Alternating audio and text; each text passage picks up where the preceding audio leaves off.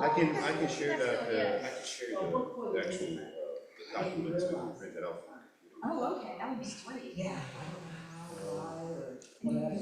I looked at the line, but I didn't see it. She's my wife. Oh, okay. Well, then I think I see both of them. Yeah. This is my neighbor Julie. Hi. Nice to meet you. Great. That's easy. Let everybody finish their introductions, then I'll start.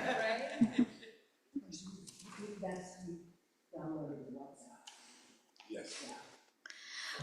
All right, everybody. It is 1:30. Thank you all for coming out today.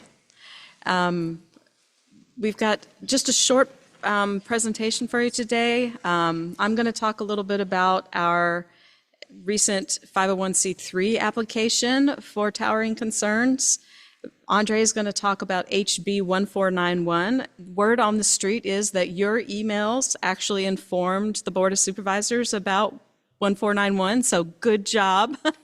Yeah, very good. That is already progressing through the House, has passed the House, and is now with the Senate. So the Senate is reviewing that bill prior to a vote. And then after that, we're going to hear from our Health Committee Chair, Tom King, who has done a fantastic presentation, fantastic report on the health effects of high voltage power lines. So he's going to share his information with us today, and he's going to accept questions. So if you have a question, we've set up a mic out here so you can come up and ask questions of Tom there. And this meeting's being recorded. It's also being sent by Zoom so that we can share that information with all other people who are unable to be here today. So just want to let you know we've had a lot of success this past month. Towering Concerns, we've been working with the original Towering Concerns Committee. They've given us permission to use their name. So we're going to continue with Towering Concerns. With that in mind, we have also begun our application for a 501c3, which makes us a nonprofit, which means that anything you donate will be tax deductible to the organization. One of our first initiatives is going to be to put signs up on the streets. We're already currently passing out flyers. If you're ever at an event, please pass out flyers and let people know. We're still finding that lots and lots of people in the community don't know about the Kraken Loop. So please talk to people, talk to your neighbors, share in your HOA groups, and let people know about the Kraken Loop, now called the north end of Brister, which we're just calling it the Kraken Blister. Yeah, they keep changing the name. I'm not sure what the reasoning is for that, but it sure does make it frustrating. So yeah, please share with your friends and your neighbors. Let them know about the project. Like I said, our first project is going to be to put up signage on the roads.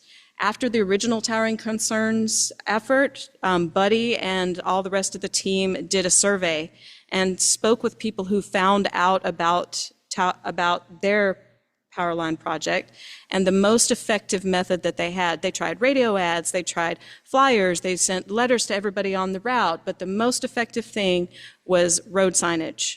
And so we're going to take from their information and try to use road signage as a way to notify the community and inform them about what's happening with the Kraken Loop.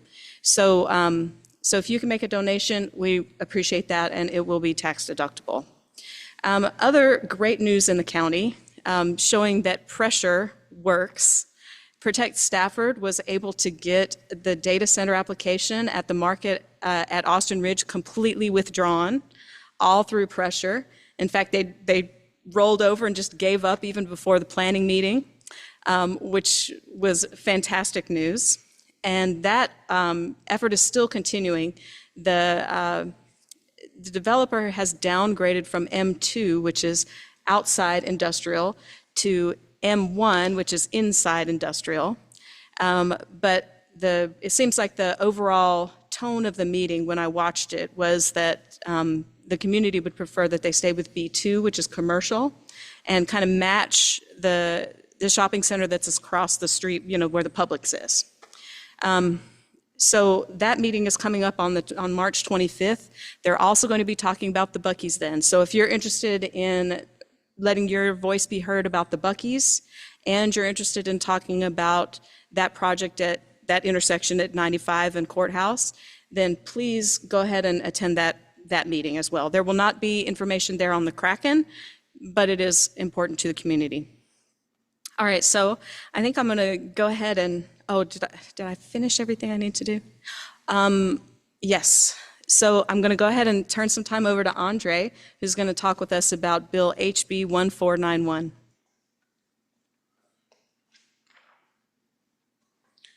In my documented presentation. It's right in this tab. Let's see. Okay. Go backwards here. Right there. Okay.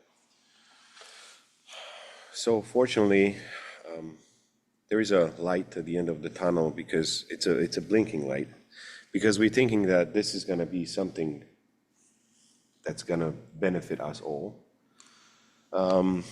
It's about a law that they're trying to pass right now, and Jenny already presented it to you. The biggest thing is this line is going to affect us, and it's going to affect some of the communities, some of the neighborhoods. They're going to be affected straight into the actual land, and they're going to actually just clear a lot of wood, and they're going to take up some land of, I don't know how many properties we have in Seven Lakes That are affected. that are affected. Over 30. So, and the lands are pretty large over there. So basically the impact is very high. It's high. It's, me personally, I do not comprehend how such beautiful neighborhoods and farms and nice wooded areas that we have in Stafford County right now, they're going to be affected straight and impact. And I'm going to go to one of the pictures on another page right here. So this is showing us exactly how they're building a line. I took the pictures from our group. And this is on the building stage.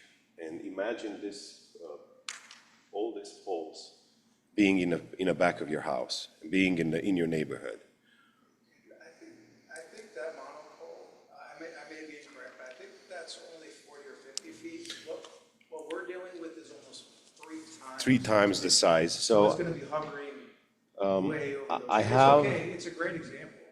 I have this image over here. I tried to, for some reason, our friend ChatGPT didn't let me make it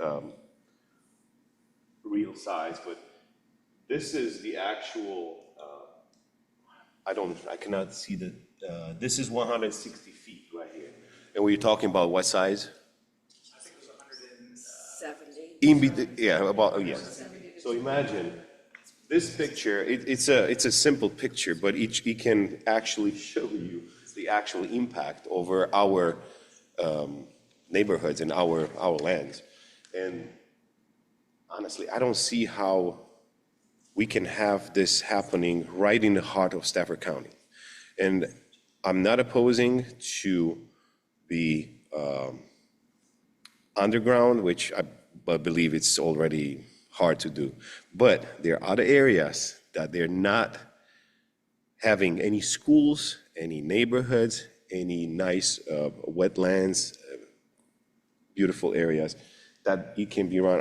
I was looking at the map around the Quantico, south of the Quantico area, and right in the border between the actual Quantico base and the actual Stafford County, I mean, it's still Stafford County, there's a lot of nice strip that can be used for that.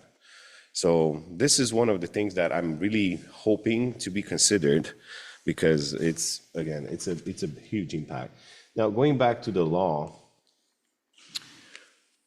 actually makes it harder for Dominion or any other, basically Dominion in our case in Virginia, is limiting the companies to add new lines, and we're talking about 2 different lines. We're talking about the line of 500 kilovolt and another 230 kilovolt. So we're talking about a double line that's going to cross, and we were told initially that we're going to have only 240 feet of impact, right? And when I was reading one of the actual survey letters, it was saying that they might use even more because the actual egress that not egress, easement that we have is 350 feet in our paperwork that we have. This law is going to limit the building, is going to limit the minion to put power lines right close to the schools, to our neighborhoods. And I also put the actual barcode on the bottom where you can see the actual text of the law. It actually tells us about people need to know. Honestly, we didn't know anything about the second line. Nobody says anything, not even now, right? So everything, it's just one line, the 500 kilovolt, and we're still not told what's going to happen. So actually, it's definitely going to happen, I'm pretty sure. So if they're going to start to use that easement, I'm pretty sure as soon as they put their foot on that easement, they will start to do whatever they want. So we want to stop them before that. And the law comes and help us and gives them limitations. Probably the law is going to help us to make them to go somewhere else, use some other areas that they're not impacting us that directly. Because again, Mountain View School, Rodney Thompson, and was the three that are close to us: Rodney Thompson, Mountain View, and Margaret Brent. And we discussed about the maps, and I think that you guys already saw the maps and how those lines, how close they get to the actual schools and how much they are going to affect it. Again, I'm going to go to just discuss about this small details, and I'm going to just stop right there because all the documentation, everything, it's you can read through it and you can find out what's going on. But it's exactly what I said before, that the transmission lines are going to be limited to get close to the homes and schools. And then think about, again, I want to go back to the vegetation clearing and the long-term land transformation. And I want to go again to the picture. Well, I like to put some, I think Albert did this, and this is creating an image of the impact that's going to create over our Stafford County. But again, I'm trying to look at this picture, and this picture tells us a lot. This is going to be a huge transformation. And once we have it, we cannot go back. And I don't think this can take from our beautiful land that we still have in Stafford. I moved where I moved. We moved where we moved because we loved the area. We loved the pristine land. We loved the quiet. And we're going to have some big A monopoles right in the back of in the front sides or back of our homes, back of our schools. And this is going to create it's going to create a change we're not going to be able to do anything about it. We cannot grow vegetation, we cannot hide it, we cannot do anything. So let's hope that the law is going to pass and we're going to be more protected in the future. And let's hope that they're going to look somewhere else. If somebody wants to continue, and if you have any other questions or comments about it.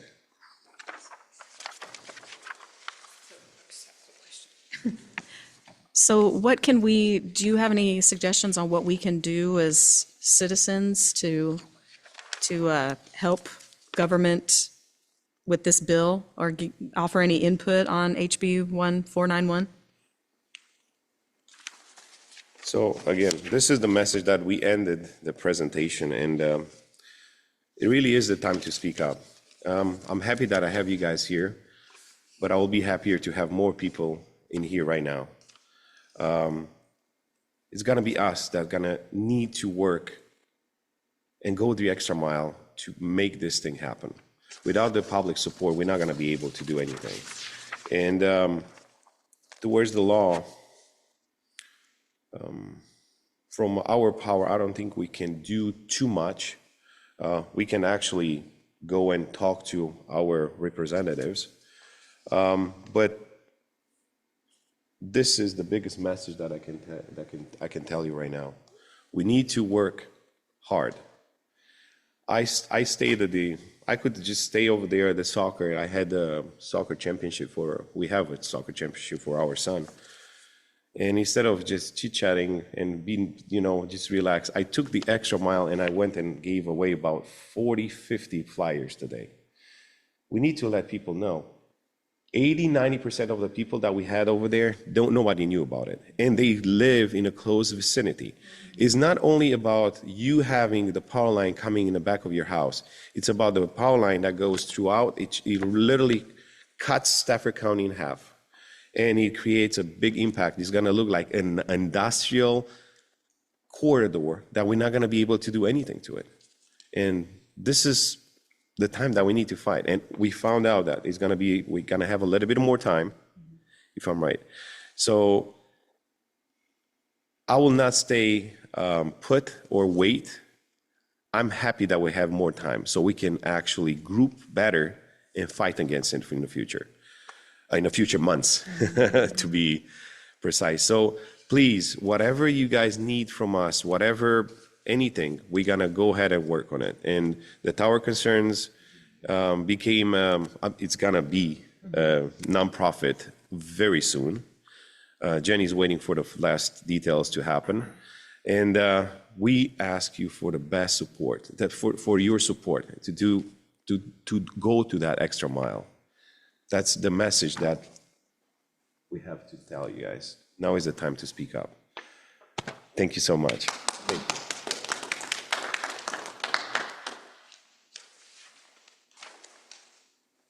Thanks very much, Andre. I think that is really the important message, and your voices did matter in getting the county to write letters to the state leadership about HB 1491. It was really good and helpful. And as I said, I think we had school board members who had not heard about it. We had Board of Supervisors members who did not know about the bill until you informed them. So it's vital. Don't just assume that people know about this. Be sure that you're reaching out. If our own elected leadership doesn't know everything that's happening, then we can't really expect our neighbors to know either. So please reach out to your neighbors and let them know different things. We're going to take just a minute and let Tom King come on up. Tom has prepared a really great, extensive, weeks-long survey of the scientific studies on the effect of high-voltage power lines. And so he's going to give us a presentation on that today. So I'm going to turn this off. Let's make it sleep. There we go. So it's not distracting. Thanks, Tom. Hello, good afternoon to everybody that's here and everybody out in Zoom land. Hi. Appreciate you being here today. And I want to start by reinforcing what's already been said. You need to get the word out, because if it weren't for you people, we who live 71 feet from this line would have never known about it. Right. To this day, Dominion has not even sent us a postcard. And I told Dominion that, thinking, well, they'll fix that, they'll get us a postcard. I'm still waiting. I began to question, as soon as I found out about this, I wonder if there are any health effects.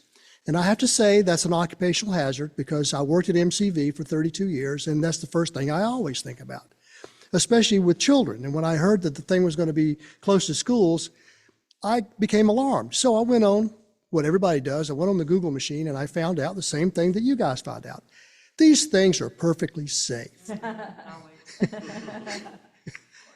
That's my opening line for my stand-up comic routine. So I thought, well, okay, nothing is perfectly safe, so let me find out what's out there. And I did what I always do. I went into the professional peer-reviewed research literature. Forget Google. You're not going to find out anything on Google about any subject that you can count on. And I don't mean to trash Google, because I use it sometimes too, and Wikipedia and all that stuff. But I did go out and I did start digging around, and I started finding out all kinds of stuff. The first thing was cancer. You hear cancer, nah, cancer is not going to be a problem with this thing. And they got a point. Let me tell you how you have to do the research. Research on a project like this, you have to prove two things. That the thing that you're scared about happens in the proximity of the wires. That's the first step. And then once you figure that out, then you go to the next step is to figure out what the biology is that connects the thing. You have to have a smoking gun, a biological smoking gun. And having hung around human research for as long as I did, the smoking gun is a difficult thing to prove, no matter what it is that you're looking for. It takes many times, and I will tell you, when I started reading this research, I'd get to the bottom of the thing and it would be, you know, people need to look at this again. We found this, but this is something that we found and surreptitiously, you know, doing this, and it needs to be looked at again. And I would look, where did it go? And it would be a dead end. So when you're doing human research, you have a couple of serious problems. I'll refer to my notes here. One is how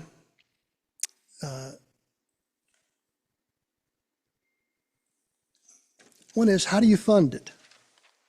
You know, these things are not cheap to do, especially when you're doing human research. So how do you fund it? Well, there's two ways to fund research in the global, you know, world, and that is A, industry will fund it. B, universities, other kinds of research organizations will also try to find a way to scrape together some money. They don't have the kind of funding that industry has. We all know that. And they'll do it. One of the things I started noticing as I was reading this, if industry funds it, the bottom line conclusion was, nah, nothing to it. If the universities look at it, they say, not so fast. So I started getting the whole notion, if you probably heard this expression, well, I don't know, but neither do you. And that's kind of where I am today. That's the bottom line for this. I don't know, but neither do you. But what I do know, and I'm going to share that with you. I did write a little paper, and it's going to be hooked up to the towering concerns. That's right. It's going to be hooked up to towering concerns. There'll be a thing, and if anybody wants to read the 14 pages that I struggled to pull together. And I'll tell you, I used to do this kind of stuff a lot, and I was retired. I've been retired a few years now, and I've lost most of my chops, which is kind of scary, you know. I was looking forward to the rocking chair, and I got jerked out of the rocking chair back into research literature, which was okay. I mean, I don't really mind doing it, but I did not keep all my skill set. And I'll need to say right away that one of the main reasons why this thing exists is that my editor-in-chief, Terry, put her shoulder to the wheel, or this thing probably wouldn't have been anywhere.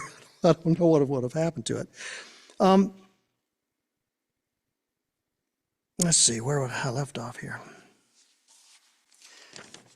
Okay, cancer. I'm going to circle back on this one. The one thing that they found, remember the two pieces? Is it there, and why is it there? I think people are pretty much in conclusion that you are at increased risk for children to have ALL if you live near the lines. The reason industry can say it's safe is because no one has ever been able to find that other thing over there. I will tell you today it's because they haven't looked. Even the research people haven't looked because they don't know where to look. You have to look a lot at something before you start getting clues. It's like if any of you ever watch a TV show called Lincoln Lawyer, and it's like, miles and miles and miles of stuff that come together in little teeny tiny pieces, and then in the end it's like, oh my gosh, that makes perfect sense. But in the beginning, you wouldn't have thought about any of that stuff. Well, that's kind of where we are with this, to be honest with you. One of the things I'll tell you up front is back in the early 1900s to around 1940, we became electrified. The country became electrified. And one thing that people noticed right away without doing any research was people in the country who had been healthy became less healthy. People in the city who were less healthy than the folks in the country stayed about the same. But a lot of the things like cardiovascular disease and a lot of these things started happening around these electrical lines. And people started complaining about sleep and just vague things and that's what got researchers interested in it. And I'm telling you, the research that I found, most of the really good research is not from this country. It's from Finland. It's from China. It's from a lot of places. China got really interested in research because they're a very densely populated place. They have to pour a lot of electricity into a very small place for lots and lots and lots of people.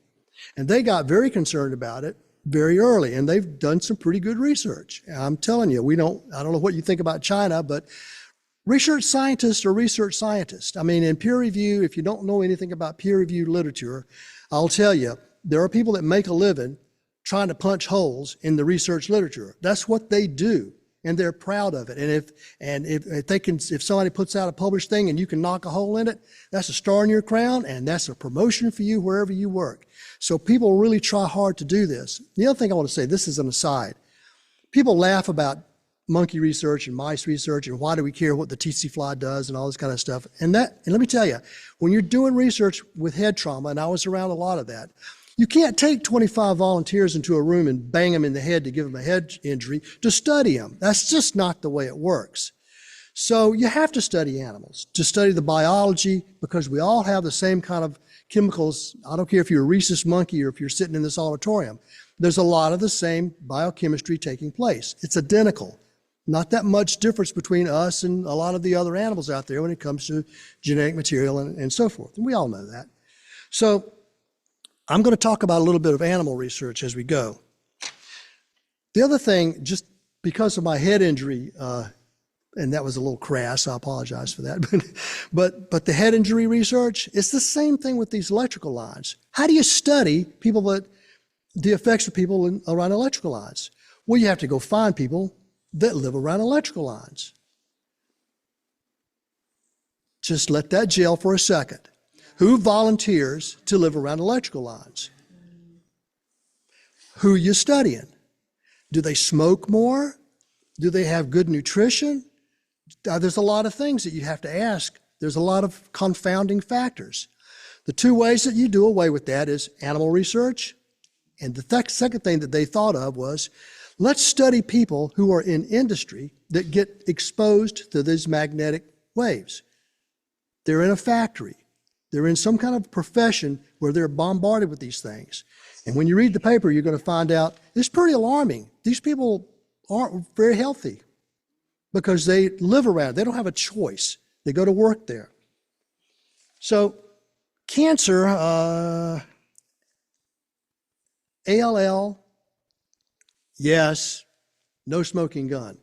Breast cancer, probably, maybe, no smoking gun. And the smoking gun they look for the most, and I'm going to circle back on this one, is melatonin. Melatonin fluctuations somehow contributes to breast cancer. They kind of know that, so they thought, well, let's just look and see. So maybe breast cancer. Yeah, the melatonin is kind of weird with people that live around these lines. But they couldn't connect it to breast cancer. And I thought, oh, this is exciting, because I used to work around neuropsychology all the time, and I thought, this is cool. They'll find something. What do they need to research now? Sleep disorders.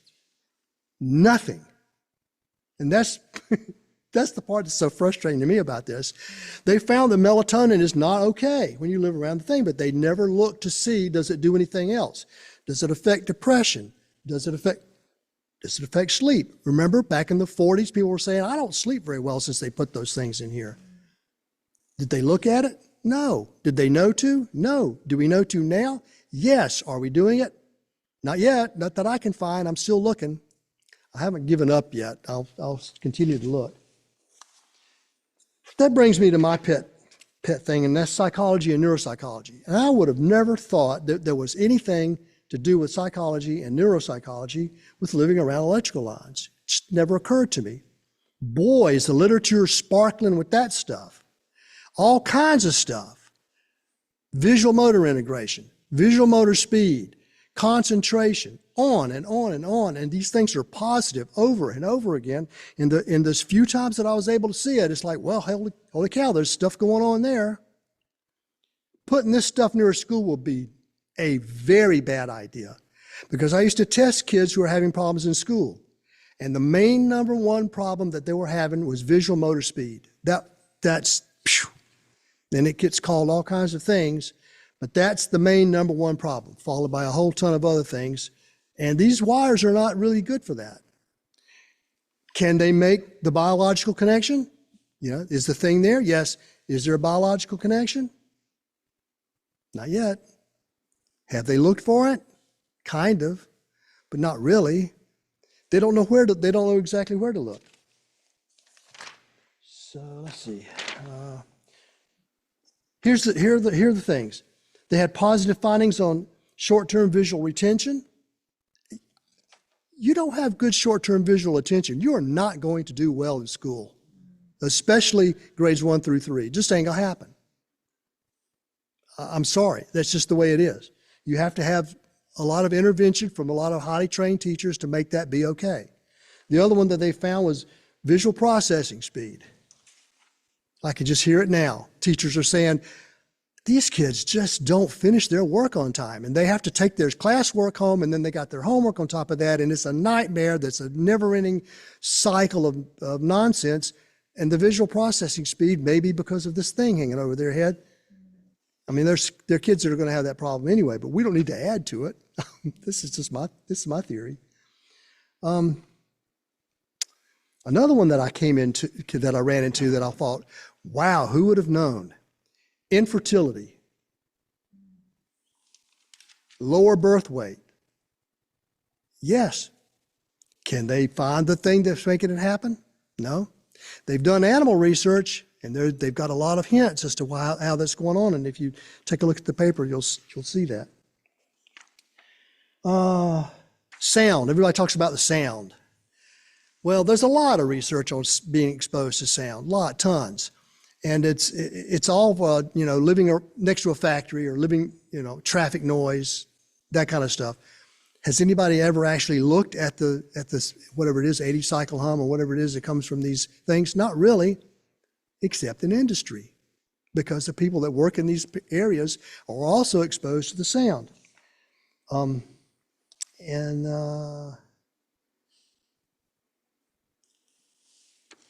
What did they find? Lowered visual functions, lower concentration, selective attention, over and over and over again. Does that sound like a nightmare for a third grade teacher? It does to me. Melatonin, I'll circle back to that just for a minute. The melatonin, there's actually a thing, they call it the melatonin effect. And the melatonin effect, they followed that rabbit hole, and I had to say, God, you guys go.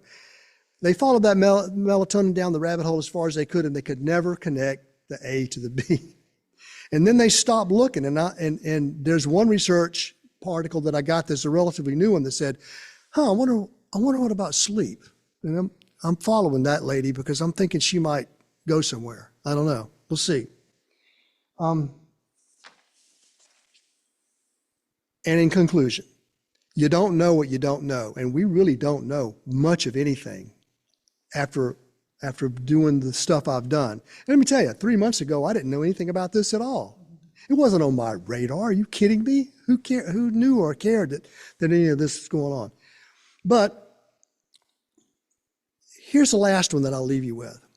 A thing called, and I was around pediatrics for 40-something years, never even heard of this.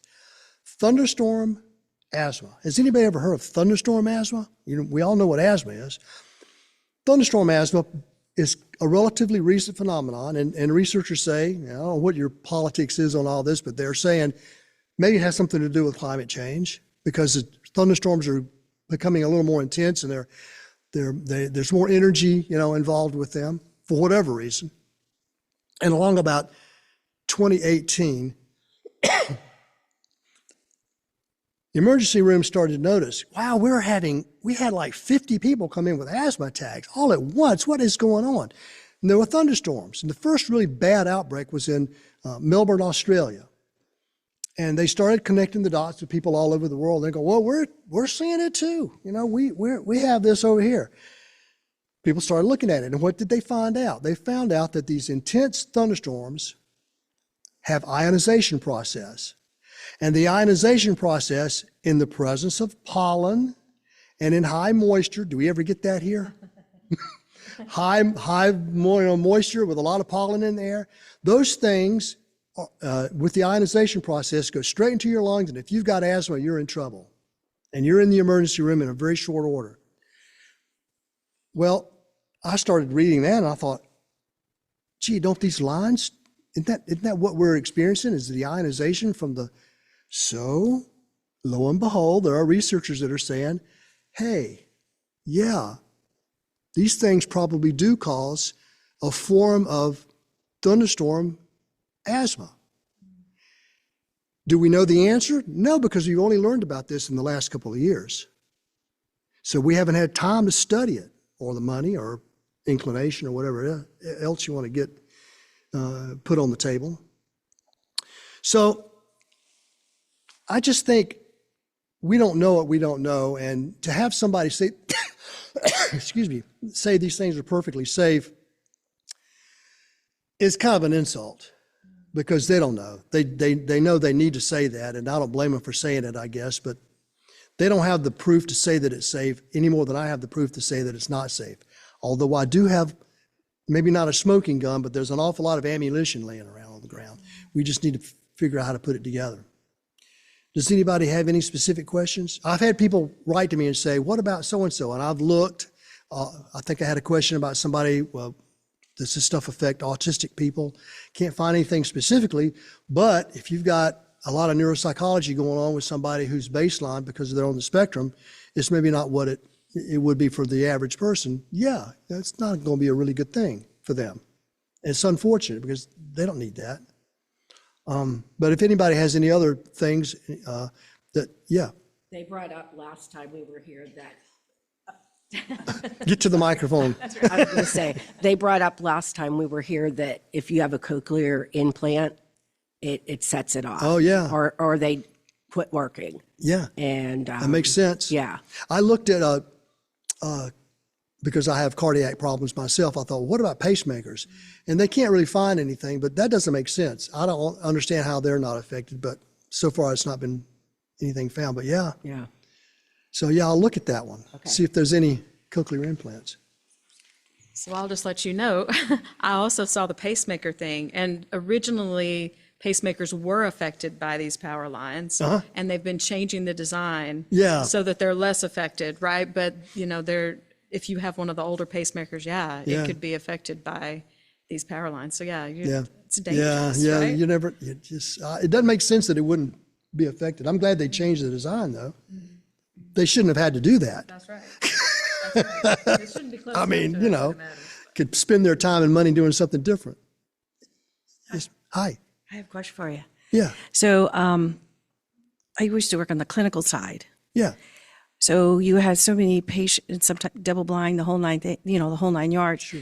So some people would come in and we would know who was on placebo or not just based off of what they were saying. But you never tell anybody. Well, right. So, but the point is there's a lot of anecdotal, I think, from people who have said, I have had this, and when I go to the doctor, they say, oh, I've had like 4 or 5 people already come to me with this.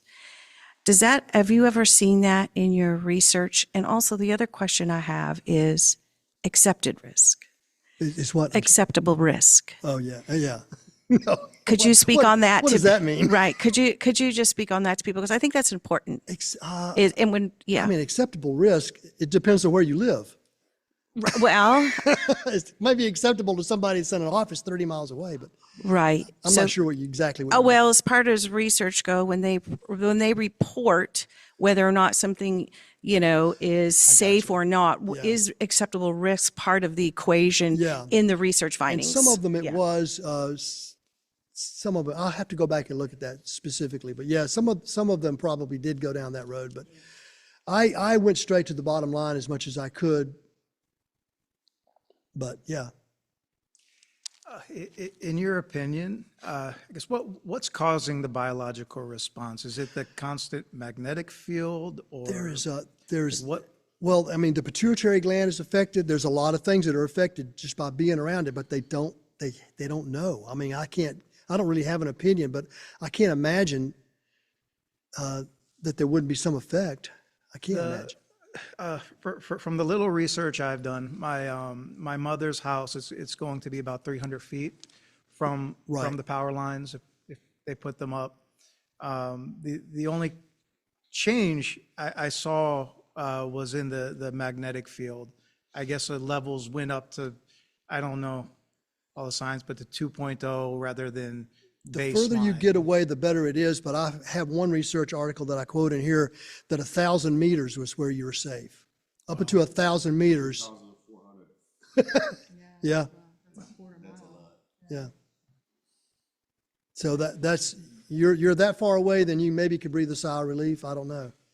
And we'll find out in 10 years that that's not true. That's the problem. We don't want to find out. That's right. We don't want to be the test dummies. But to your research also, I did the same thing as you. I'm not smart enough to read the scientific literature. I've lost so all my much, chops on that. Don't worry about that. But I did try to look at the code, because Dominion is required to match the National Electric Safety Code.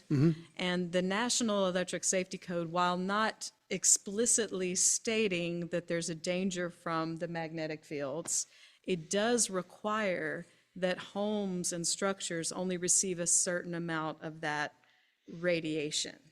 Do you, like from your research, is that something that a normal human can test? Do you have to have special equipment to test it? Like, is there a way that we can find out how much of that I radiation wish I is could hitting tell. I'm our not a homes? technograph, but there is equipment where they measure those kinds of things. That's what they were taking in these factories, a little device that did it. I don't know anything about any of that. I just wanted to know what the readings were. I can't even change the oil in my car, so I'm not the guy to ask. You can buy on Amazon for $20, $30, you can buy an EMF detector. What's it called? EMF detector.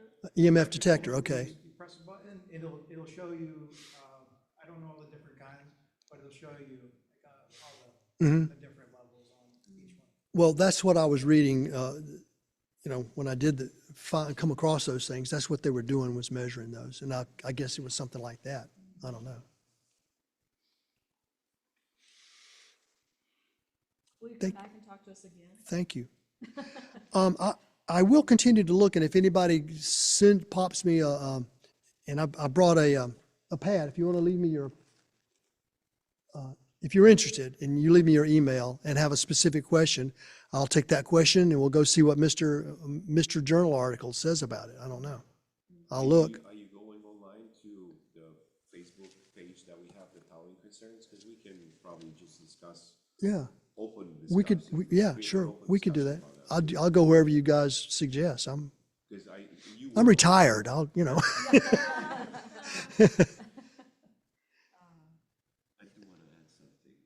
Yeah, please, yeah. Thank you so much, Tom. Sure. That's really wonderful. And I will leave this up here for now. And if anybody has it. Thank you so much. Sure. It was great. And I saw that you were present on the online, so I'm very open to have I'm excited to know that we can create an open discussion about it, because over there, everybody can jump in and just Any question, put their. I'll do the best I can to answer it. So related to what you were discussing and what Jenny was saying like 2 minutes ago, we do not want to be the experiment. We do not want to be put as being the examples of, oh, well, in the future, we're not going to be supposed to do that anymore because this is what happened. I will say, I did mail this to both of our representatives, our senator and our delegate.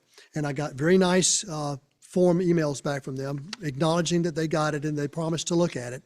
But to the senator, I said, one of the things I found in research was that finding the right experimental group was difficult for the reasons I just outlined up there. But if we wanted to go ahead with this project, we were going to pull together one of the best experimental groups in the world, Stafford County. That's where you're going to have all the demographics, all the age groups, all the everything. If you want to study it, of course, I would rather not be a guinea pig for the world on this Do project. not want to be guinea pigs. This, again, relates to our problem.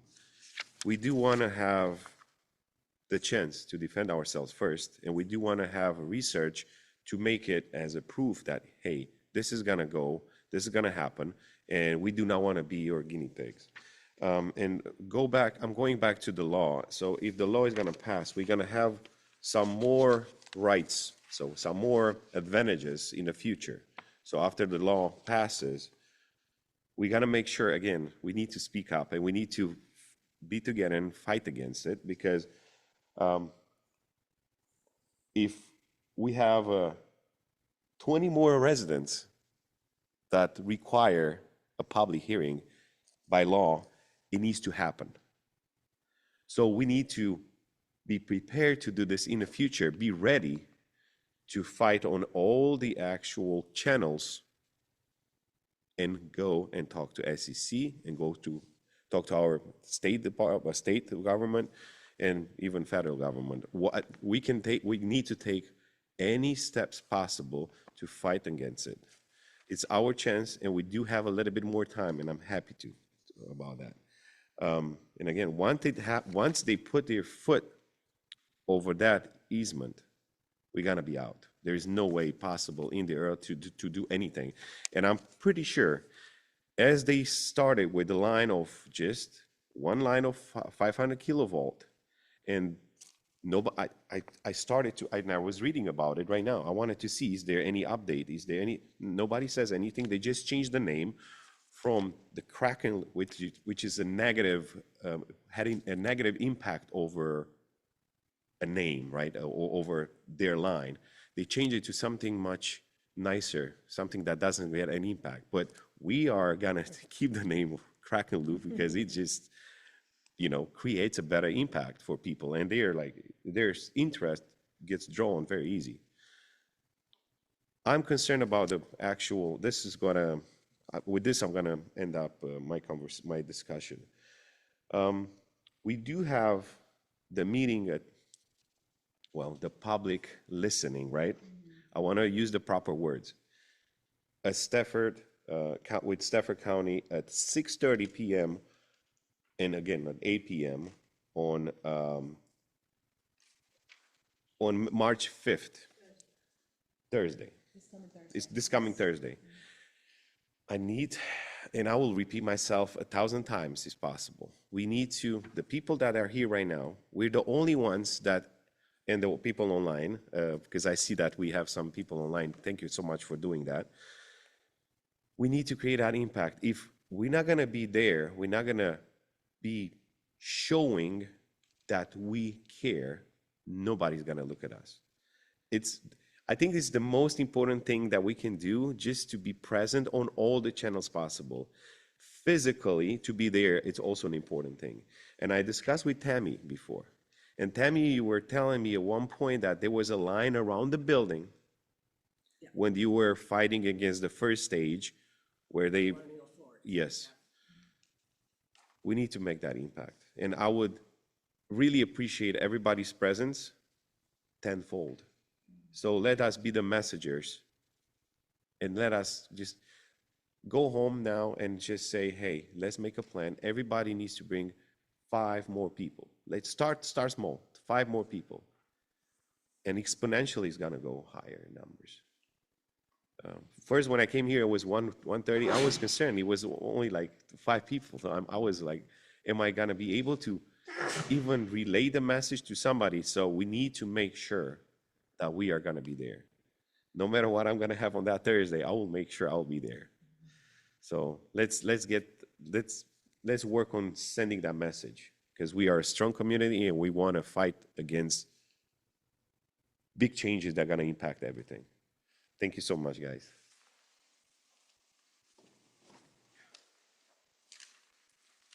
Thank you very much for those last words there, Andre. Regarding that meeting, the county has emailed us. They haven't done a great job updating their website, but Albert has done a great job emailing the Board of Supervisors to find out what's going to happen at that meeting.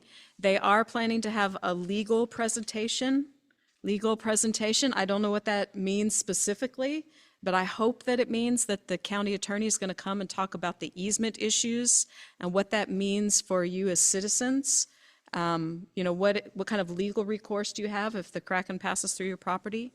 And then also they've told us that they're going to collect our input as part of the record, which means the attorney is collecting our information so that they can use this in any future actions that the county is taking. So it is vitally important that we show up and that we tell them what our concerns are. I'm going to bring mine in writing. I have 2 pages of questions that I have through, thanks to all of you. But if you want to bring it in writing, do that. But they're supposed to be collecting your input. And so it is going to be important that when we do another push, right, we'll send out emails this week reminding everybody to attend. We're going to be doing our social media pushing, trying to encourage people to attend and let your voice be heard. Because unfortunately, the Board of Supervisors doesn't have a great way of getting that information out. Really, we're better at getting information out about these meetings than they are. So we're going to try to assist them and get information out. All right. Oh, Tammy? Jenny, do you know if they're going to be able to speak? So there will not be a public speaking session like we do at a Board of Supervisors thing where you get 3 minutes. Right. What they're going to do is after the presentation by the legal representation, by the legal guy, whatever it is, or woman, then they're going to have stations set up around the room about the impact. And then you can go to those stations and express your concerns there, is my understanding. So, yeah, the concerns will be taken down, but it's not going to be as a recording, like a public hearing. Because I have mustered up a lot of kids to come. Oh, to fantastic. speak, but Good. I'm going to have to tell them they can't speak. Yeah, it won't be a speaking thing, but they will get to go and talk to people one-on-one around the room. Yeah, Okay. it won't be speaking before the whole group. The county hasn't gotten to a place where they're ready to do a hearing yet. Yeah, like an official public hearing where we need to blitz, right? Right. Yeah. Yeah, but be there on Thursday night or be square. Is there anything else? Anybody else got a question or input that they'd like to pass out? If you have not signed our sign-up sheet, please do that. Reminder just to go to our website and sign up for the mailing list. That really is our best way to get information out. Is there anything else? Facebook or Albert? Please.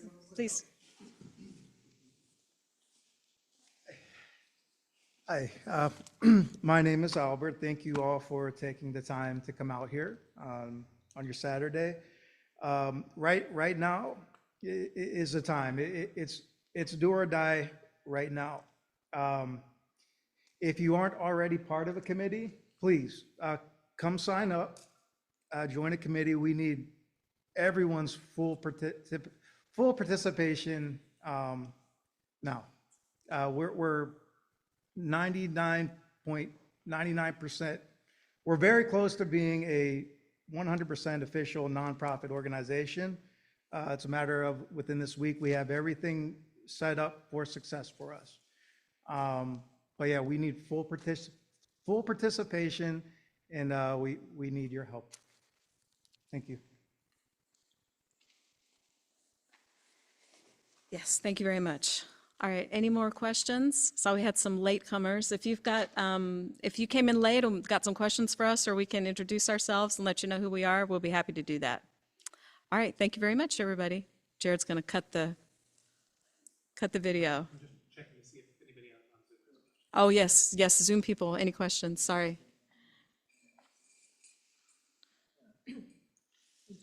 Yes, ma'am. Hey, Jenny, it's Tim. I don't know if you can hear me, but I don't see any questions in the chat. So Dominion is going to do another round of public meetings, okay? Listening, absolutely not. Okay, well, yeah. So the previous meeting, One-sided. the way that worked, you were there, right? Yeah. So the way it worked before is they did like a children's science fair presentation where some Dominion people stood around the room and they printed up the images that were on the wall that are already on the website, and they just stood there and listened to you talk.